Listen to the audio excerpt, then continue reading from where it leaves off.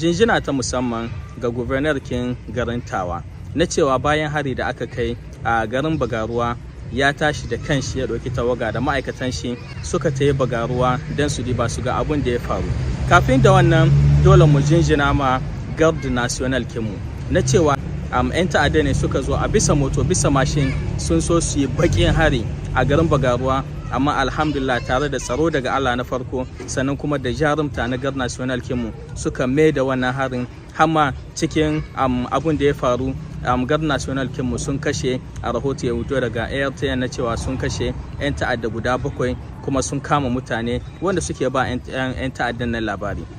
Abun mamakin shine Zabairu mai sango kullum yake cewa da ɗan gari ake cin gari. 'Yan uwa, wai cikin mutanen da aka kama wanda suke ba wa'annan 'yan ta'addan labari mutane ne a hohun cikin garin Bagaruwa. Mu 'yan Nijar ya kamata mu diba halinmu. Duka matsalolin da suke faruwa na ta'addanci a cikin ƙasa yawancin shi zaka ga akwai haɗa baki da ɗan cikin gida wanda aka aihuwa, wai ba ma wai zancen 'yan Nijar ba ake, a'a mutanen cikin garin Bagaruwa ne, a cikin nan garin aka aihe su kuma su ne suke haɗa baki da 'yan ta'adda da 'yan ta'adda su zo su kawo mugun abu a cikin ƙasa. Muke kiran da 'yan ƙasar mu dan Allah dan Annabi, Nijar ɗaya ce, gari ɗaya ne. Haɗa baki da ɗan ta'adda ko rufa ma ɗan ta'adda asiri ba shi yake kawo mana ci gaba ba. Duka kokari muke a kawo zaman lafiya. Sojawa suna matuƙar kokarin su, suna ba da rayuwarsu dare da rana don su kare ƙasar mu. Ba mu yi adalci ba ga ƙasa, ba mu yi adalci ga kanmu ba. Idan muka zo kuma wai mu ne 'yan ƙasa muke haɗa baki da 'yan ta'adda. Da fatan mu zan mu gane wannan abun, kuma da fatan zan mu ƙara haɗa kanmu da sojawa don a kawo tsaro a cikin duka faɗin Nijar. Cikin kuma gyaran ƙasa, zancen wani sabon application a Nijar da aka yi don ake kiran shi Cupar. Cupar a bayani dai da muka samu wanda har cikin babban taro da aka yi shi jiya daga ANSI suka yi lansan fara application na Nijar. Suka ce application ne za su yi shi a cikin su zai aiki kaman shine social media, zaka rika sabke hotuna da ƙananan bidiyo kaman a bisa TikTok, har zai tallafa ma 'yan kasuwa su rika aiki. Kenan kaman rezo sosiyo ne aka buɗe application da ilimin 'yan Nijar wanda suka hiddo ta 'yan Nijar ne suka yi aikin, aka yi wannan, aka kirkiro wannan application kin kuma ta fara aiki cikin Nijar. To yanzu matsalan ɗaya ne, technique, wanda kuma yawanci yana faruwa idan application sababbin harawa ne.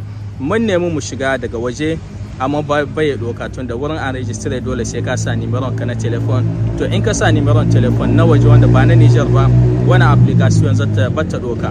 Shine muke fatan, to insha Allah muke kiran daga Minister na Telecommunication, daga ANSI da su developer na wannan Cupar, da fatan insha Allah za su yi kokarin su samu su gyara duka wasu problem technique don wannan Cupar kin ta zama application ce, rezo sosiyo ce, ba a Afirka ba kadai, ya zamanto a cikin duka duniya muna iya aiki da ita. Babban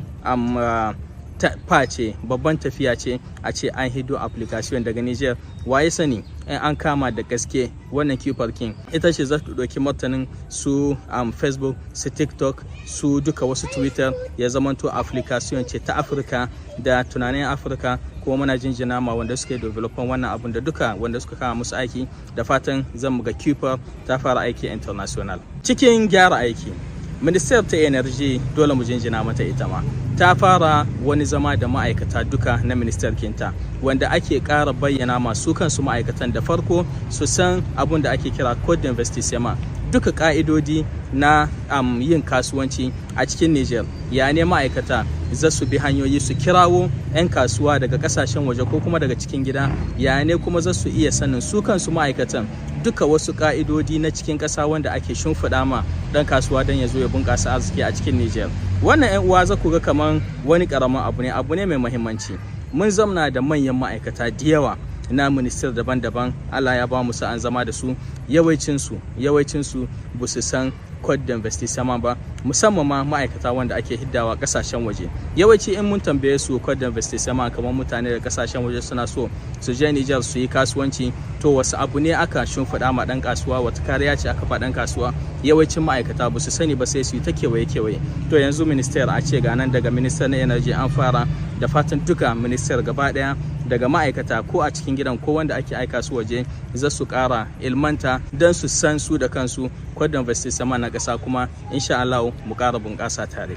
Haka kuma cikin tsaron ƙasa RCEP sun yi babban taro, amma ba taron zancen Starlink ba. RCEP sun yi babban taro da kasashe na IAS bisa harkoki da ake kiran shi frequency. Frequency kaman shine abun satellite wanda ake dandanawa irin su walkie-talkie, ake communication tsakanin sojawa ko kuma tsakanin mutane a cikin daji. To wa'annan masu kula da harkar telecommunication frequency na kasashen IAS musamman ma bisa frontier sun halarci taro wanda RCEP ta shugabance shi, cikin shi dan a sa tsari ne a haɗa kai tsakanin wa'annan kasashen namu guda uku, a yi kontrolan duka wasu frequency. Kenan in mun samu an gyara wannan abun zai zamanto cewa duka wasu 'yan ta'adda wanda suke aiki da wani walkie-talkie IAS muna iya samu insha Allah mu yi kontrolan shi. In mun yi kontrolan kuma satellite a frontier kinmu a zone kinmu na IAS mun yi kontrolan abu babba na zarganiyar 'yan ta'adda, tunda komi suke zan mu sani, zan mu gane. Jinjina kenan ga RCEP, da fatan kuma zai su ƙara diba harkokin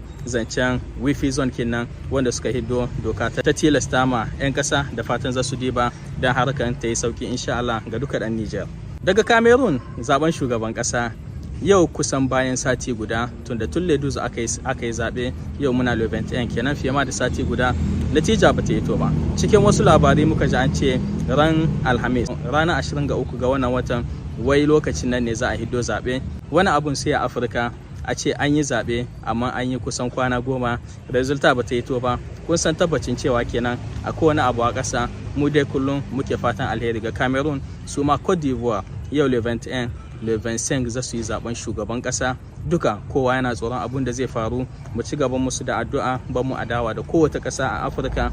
Fatan muke zaben Cote d'Ivoire shi ma zo ya wuce lamun lafiya, wanda zai ci kuma zaben shugaban ƙasansu, da fatan zai zama musu alheri ne ga ƙasarsu da region kinmu na Africa da West da ma Afirka gaba ɗaya insha Allah. Sai daga ƙarshe Burkina Faso da kuma abin gasa arziki. Alhamdulillah akwai harkoki da suke yi na buɗe kasuwanci. Kamfanin su mai hiddo tumatum da ake kiran shi Adia, shikenan deja tumatum na kwankwani a hohon cikin ƙasar Burkina Faso shikenan ya fara zarganiya a cikin Burkina. Kudi ba a ce yanzu Burkina Faso kasuwanci da yawa tana yi, wanda a cikin garin ake shifka, a cikin ƙasar ake shifka abubuwa ko a hiddo madani, a cikin ƙasar ake sarrafa su, kuma cikin ƙasar ake kasuwancin shi, wasu har za a hidda shi ƙasashen waje. Wannan abu ne na bunƙasa arziki, abu ne wanda ƙasa na harkar economy in ta yi wannan abun cikin 'yan shekaru za ku ga ta yi bunƙasa sosai, da fatan mu ma zan mu ga wannan abun a cikin namu ƙasashe. Har yanzu kuma daga Burkina Faso, mutanen ƙasar Nijar mazaunan Burkina Faso sun yi wani abu wanda ake jinjina musu. Yana da kyau haka ne, duk in kana zamna a ƙasa kai ma ka kama don a tallafa a gyara ƙasar nan. Mazaunan Burkina Faso na wani region da ake kiran shi Gorom a Dori sun je sun ba da ton guda na siminti wurin program kin Burkina Faso da ake yi, in kuna tune pave da ake shinhudawa, har sun ba da kyautan jika 750 na sefa su ma gudunmuwansu. Abu ne wanda muke fatan 'yan Nijar duka ko cikin gidan ko a waje mu kama mu tallafa da mu bunƙasa ƙasashen da muke, musamman ma ƙasar mu ta Nijar.